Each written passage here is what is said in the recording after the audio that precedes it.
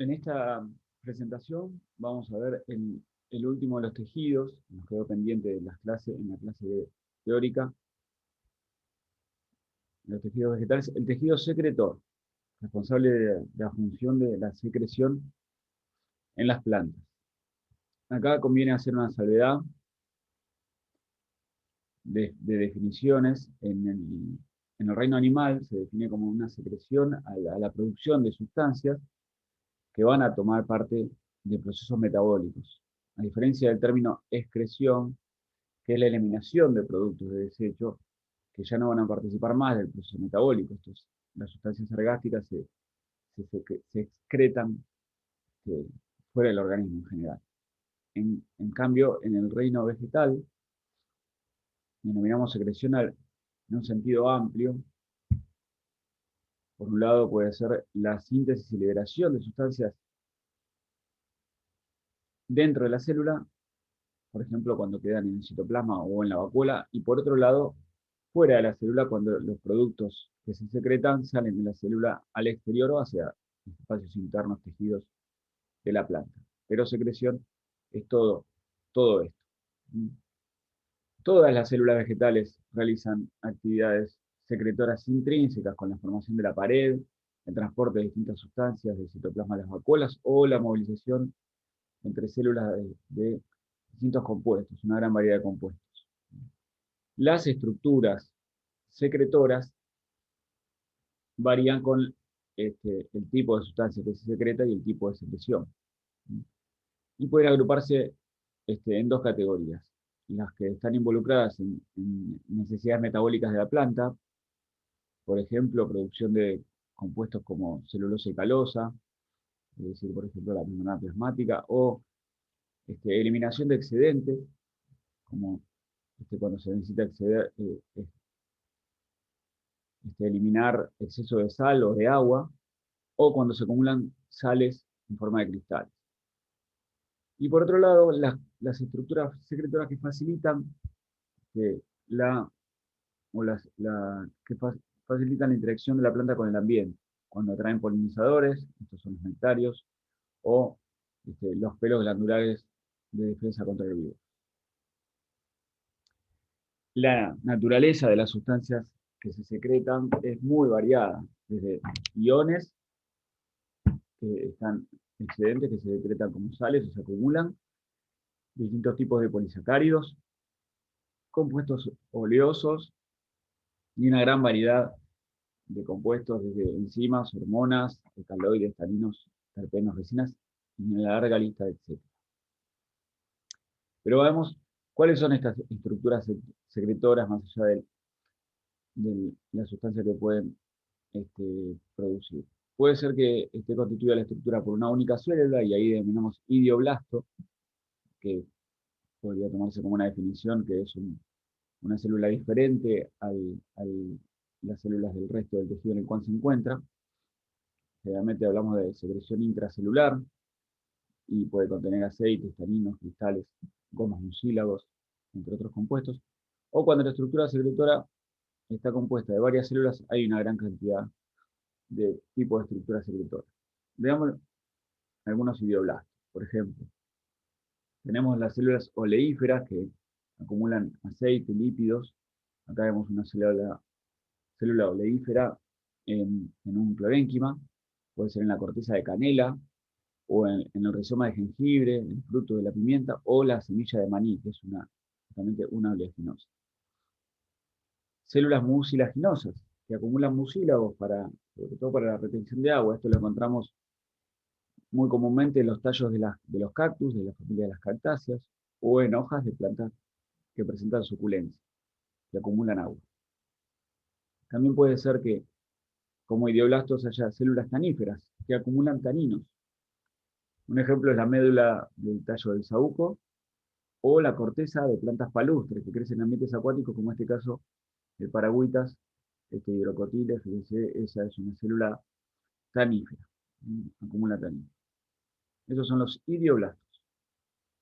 Y las estructuras secretoras que poseen varias células, arrancamos por los tricomas glandulares.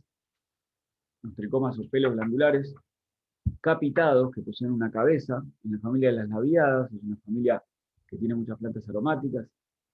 En este caso acumulan aceites esenciales. Fíjense la hoja del romero, tiene estas cabezas muy grandes, y este es otro tipo de tricomas capitados de pie y cabezuela más pequeñas, o el tomillo, y el orégano, o la sal. Todas estas imágenes son de microscopio electrónico de barrido y están coloreadas artificialmente. Observen esta estructura secretora del orégano, de la cara abaxial, y en vez de la hoja de orégano. Estas son las células secretoras. El aceite esencial se acumula entre las células secretoras y la cutícula de estas células. La imagen de microscopio electrónico barrido. Ahí están los estomas, las células epidérmicas propiamente dichas. En la lavanda, estas imágenes las verán en el práctico, no esta imagen, sino de material de lavanda de microscopio óptico. Posee pelos glandulares que tienen contenido particular, y tricomas glandulares, en este caso del tipo dendrítico. La hoja de la menta, si vivimos en la familia de las labiadas, con esos pelos glandulares capitados. Miren el detalle de los tricomas. Estos son tricomas glandulares, y observen las estrías de la cutícula de la pierna. Bien, otras estructuras denominadas también glándulas son las glándulas lisígenas.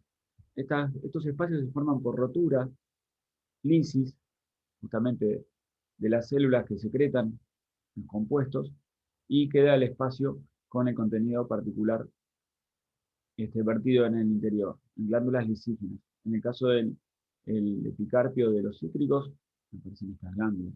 Hay quien no ha jugado a apretar la cáscara de una mandarina, secreta ese contenido de aceite esencial. En la mandarina se acumulan estas glándulas. El mango también posee muchas especies.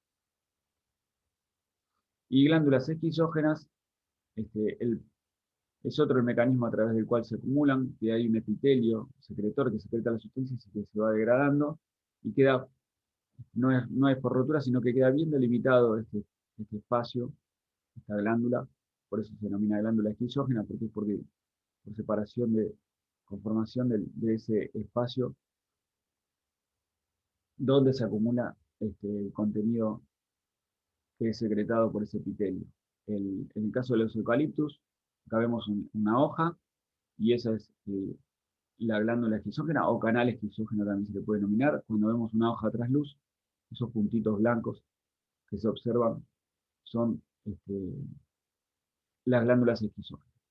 Eucalyptus globulus es una de las especies más cultivadas. Se obtiene aceite esencial con alto contenido de eucaliptol de estas estructuras. Luego tenemos los canales esquizógenos, que aparecen, que son canales, aparecen en otras con el mismo principio que el anterior, pero formando canales a lo largo de órganos. Por ejemplo, en el tallo de esta artemisia, o los canales racemígenos de los pinos.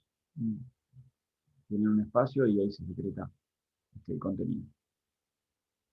Bien delimitado, y no hay lisis de células.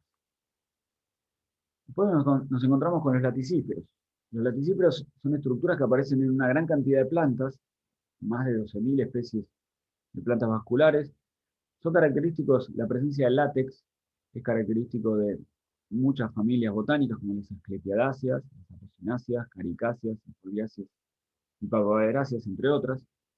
Estas estructuras están relacionadas con parénquima y con el floema. Son estructuras que secretan y acumulan látex, desde color blanco lechoso hasta incoloro. El látex son partículas que están en suspensión o en emulsión, y que tienen que ver con cada especie vegetal. Son diferentes en cada especie vegetal. Contienen una gran cantidad de compuestos muy variados. Fitoquímicamente hablando, es un espiole. cada, cada, cada látex en cuanto a su composición, pero pueden tener, fíjense, de caucho, ceras, resinas, proteínas, alcaloides, taninos, enzimas, etc. Los colores pueden ser desde lechoso, que es lo más, a vez que estamos más acostumbrados a relacionar el látex con lechoso, pero también hay incoloro, hay naranja amarillento, como el de sangre de drago, un arbolito del litoral, incoloro como el del banano, ¿sí? Hay de todos colores. La función del látex, a pesar de que está muy estudiada su composición y se conocen muchísimas especies con látex, todavía no está del todo esclarecido qué función cumple. Puede ser que sea por la acumulación de sustancias de secreción, transporte y también almacenamiento de sustancias de la planta, que se utiliza para cicatrizar heridas, y también se utiliza la planta para defensa contra herbívoros y microorganismos patógenos. Ahí vemos en estas imágenes de selección de látex al arrancar una hoja de una plantita. También tenemos una clasificación de los látex en cuanto, vamos a pasarlo rápidamente, no articulados o articulados. En los no articulados las células son células muy largas que pueden ir desde la raíz hasta las hojas, con pared primaria y varios núcleos, se observan. Poseen una gran cantidad de gránulos de almidón, plásticos y una gran vacuola. A su vez, los no articulados se pueden clasificar en ramificados y no ramificados, y después están los tipos articulados, que son cadenas de células que están conectadas entre sí a través de plasmódemos o de perforación. El citoplasma se degenera con la madurez. A su vez, estos se clasifican en anastomosados y no anastomosados. Los laticíferos no articulados, tenemos los ramificados, que acá vemos, poseen, como su nombre indica, ramas, está el laticífero en un tejido, en el ápice del laurel del jardín, esta plantita bastante común, que aparecen en este tipo de laticíferos en las moráceas, asclepiadáceas, aposiláceas y euforbiáceas. Y los no ramificados son estructuras que no se ramifican, como su nombre lo indica, y aparecen en moráceas, apocináceas y urticáceas.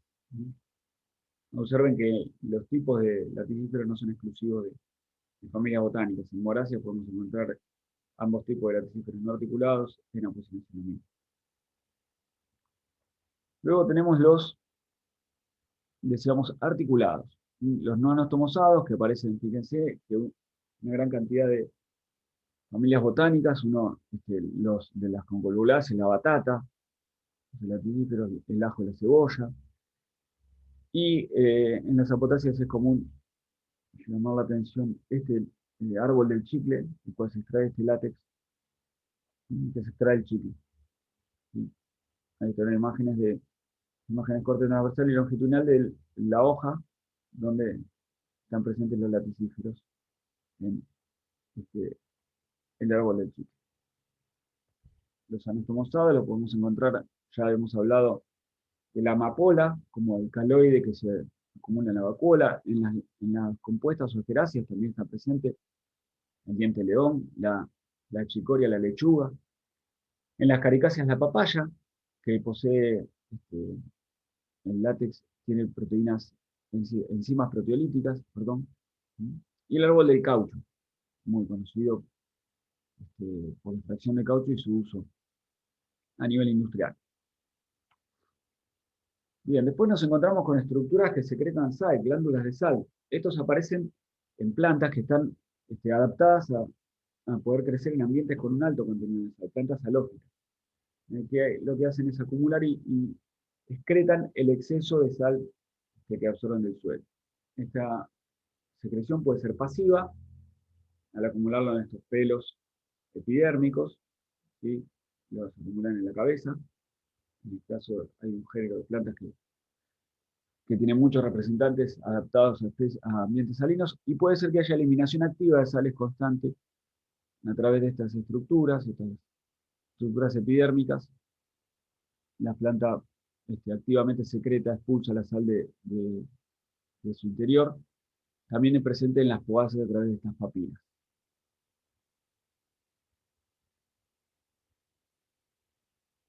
Si vamos a la Puna, en las salinas, vamos a encontrar todas estas plantas, de una u otra forma tienen estructuras adaptadas hacia el tano, una plantita, y acá vemos una chupirada,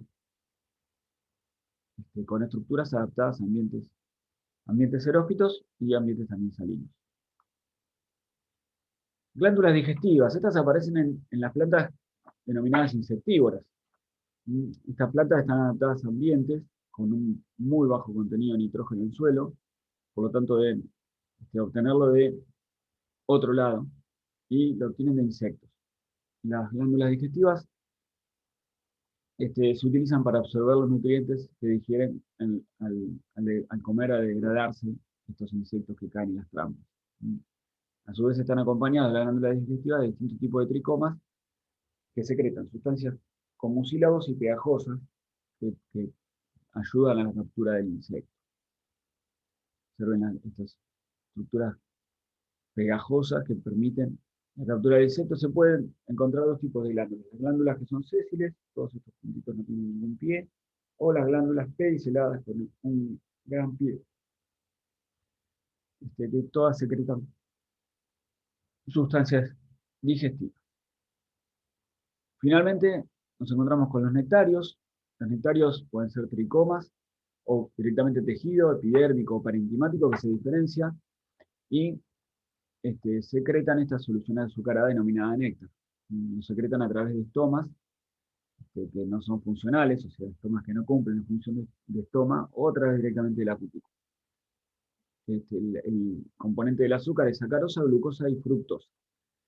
Obviamente también tenemos una clasificación de los nectarios, según la estructura, pueden ser no estructurados, cuando el néctar no es secretado por algún tejido en particular, sino puede ser parénquima o un tejido sin diferencias, y estructurados cuando el néctar se secreta por un tejido que tiene caracteres propios. Están en la epidermis o en algún tipo de parénquima. Y la clasificación que veremos nosotros es por posición de los nectarios. Los extraflorales, cuando están en estructuras que son diferentes a flores, como hojas, tallos o estípulas, y los florales, los que están en alguna parte de la flor. Por ejemplo, los extraflorales sirven para atraer insectos que defienden a la planta de otros insectos herbívoros o para dispersar las semillas. Acá vemos fíjense, estos nectarios extraflorales de la base de la lámina de un álamo, o los nectarios que están presentes en la base también de las hojas de muchas pasifloras, en este caso un grucuyá, o en esta planta, en la familia de las cautáceas no se ve mucho en nuestra zona porque es muy tropical. Los florales sirven para atraer principalmente insectos polinizadores. Los polinizadores se atraen a través de flores por sus colores, pero también por la presencia de estos nectarios, este néctar, y se consideran que son más evolucionados de la presencia de nectarios florales que extraflorales. Hay de los dos tipos, estructurados y no estructurados. Los denominados periánticos se encuentran en los ciclos estériles de las flores. Puede ser cáliz, corola o perigonio, como por ejemplo en los espolones de la alegría del hogar, o de la aquilegia o colombina, o el taco de reina, por ejemplo, también. En la rosachina hay en el interior de los sépalos nectarios de tipo periántico. Luego encontramos los nectarios florales, que puede ser que estén en los estambres, que se le denominan nectarios estaminales, aparecen en las clavelinas, en estas turneráceas, o también en las flores de la palta, en las flores masculinas de la palta. Son bastante comunes los nectarios estaminales. Y finalmente los nectarios del tipo ovárico, que están en alguna parte del gineceo, puede ser en los carpelos, puede ser en la base o puede ser en los tabiques. En la familia de las musáceas, miren estas heliconias preciosas que se cultivan en los trópicos, o las gentianas, en los gladiolos, en los tabiques de los septos del gineceo. Bueno, y así terminamos esta parte de tejido secretor, y también terminamos con la parte de tejidos vegetales. La próxima clase vamos a ver los órganos de la planta, las estructuras de los órganos, raíz, tallo y hoja, y también crecimiento secundario.